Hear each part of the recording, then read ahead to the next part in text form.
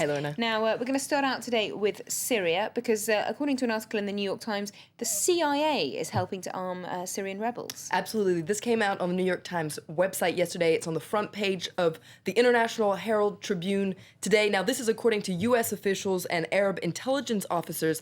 As you said, according to them, a small number of CIA officers are operating in southern Turkey, and they've been there for several weeks now. Now, what they're doing is giving weapons to the rebels in Syria. Now, that includes automatic rifles, rocket-propelled grenades, ammunition, and some anti-tank weapons. Now, according to this article in the New York Times and in the International Herald Tribune today, these arms are being paid for by Qatar, Turkey, and Saudi Arabia. So this goes against pretty much everything the Obama administration has been saying up to now. Now, according to this article, what they're trying to do is keep these weapons out of the hands of fighters that are allied with al-Qaeda. Now, this information comes shortly after Russia was accused of supplying the Syrian army with attack helicopters. So something very Cold War-ish about all this. And there's an interesting cartoon in the International Herald Tribune where this really comes across, where on the one side of the Syrian border, you see a CIA officer who has arms for the opposition, and he's saying Boris, and Boris on the other side of the border there is handing over a helicopter to the Syrian army, and he's saying, John, I've missed you since the Cold War.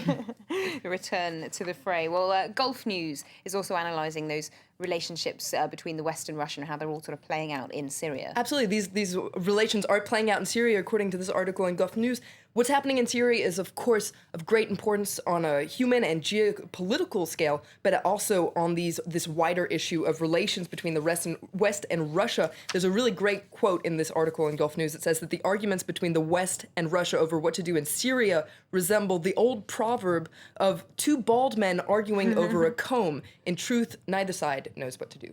Well, moving on to another story now. Greece and Germany are playing each other tonight as part of the Euro 2012 football tournament. And there was some speculation, even before the tournament began, that they could end up facing each other. And it is much more than a football match. It's much more than a football match, and a lot of the press is talking about that today. We're going to look at The Guardian, first of all, that says that Greece and Germany take the fight to stay in the Euro onto the pitch. And this article comes back on other face-offs that reached beyond the pitch. For instance, in 1986, England played against Argentina right after the Falkland War. Now, tonight, it's debt-ridden Greece that's playing against its biggest creditor and the country that a lot of people in Greece blame for the harsh austerity measures. Now, according to the German papers, Greece wants revenge, and the Euro crisis is playing out on this field. Now, The Independent has a great cartoon which I guess could sum up Greece's worst nightmare. You see Greece there that's not only playing against Angela Merkel representing the German team, but also Angela Merkel is the